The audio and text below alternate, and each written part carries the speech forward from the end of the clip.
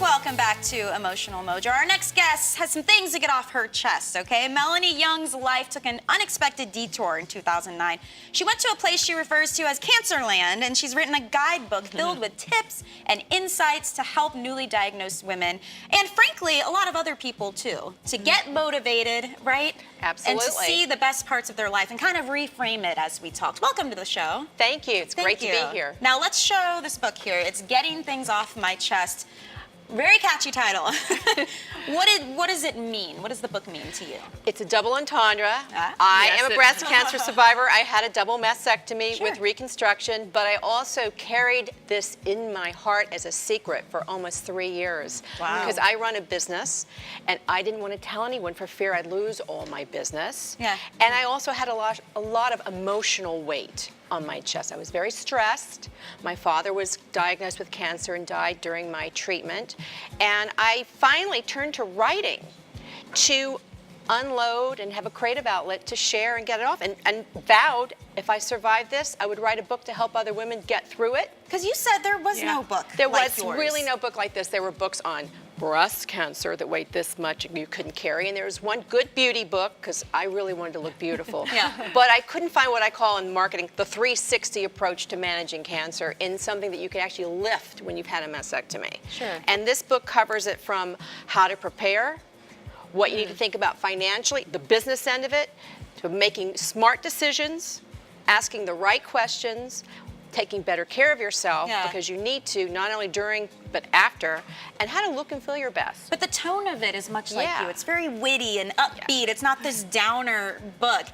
How does that come into play with someone who's going through this? You need to have a sense of humor in life. It's not just about when you're going through cancer. And I look at everything with a twist. Look, you can either be in a pail of self-pity, or you can say, I'm going to be pretty darn awesome. And I chose the latter. You compared your treatments to going to the spa. What does that mean? How did that come about? You know, it's either you're going to treatment or you're cleaning out, you know, you're putting chemicals in your body, or you're cleaning all the cancer out and being purified. And I went to Memorial Sloan Kettering's Evelyn Lauder Breast Cancer Center, and it really did feel like the Four Seasons. So I just visually thought, I'm traveling on a bad trip. I want to get out of it. I want to get out of it alive. I don't want to go back. And I'm going to check myself into the Four Seasons of cancer centers to detox. And that's how I did it. It's all creative visualization, positive attitude. You know, you're either, you know, I said I had a tiara over my head, not a halo. And you know what? That's kind of like the mantra we were talking about earlier, right? It's being able to see something visually and know it and embrace it. And I love the reframe.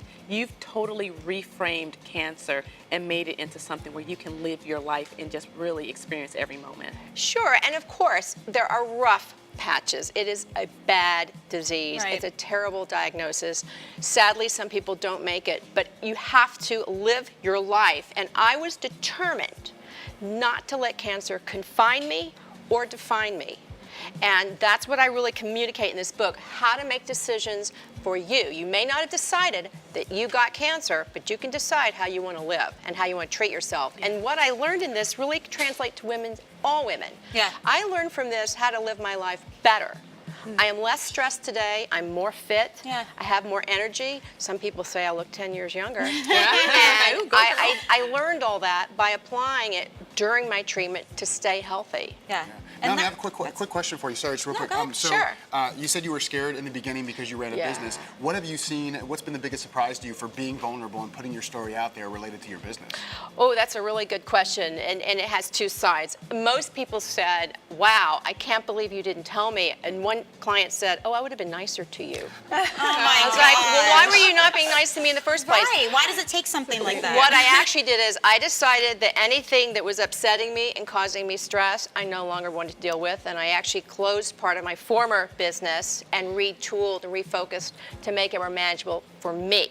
My business was running me. I wanted to run me. And other people have been wonderful and say you are an inspiration and you have a great message to tell and you finally found your voice.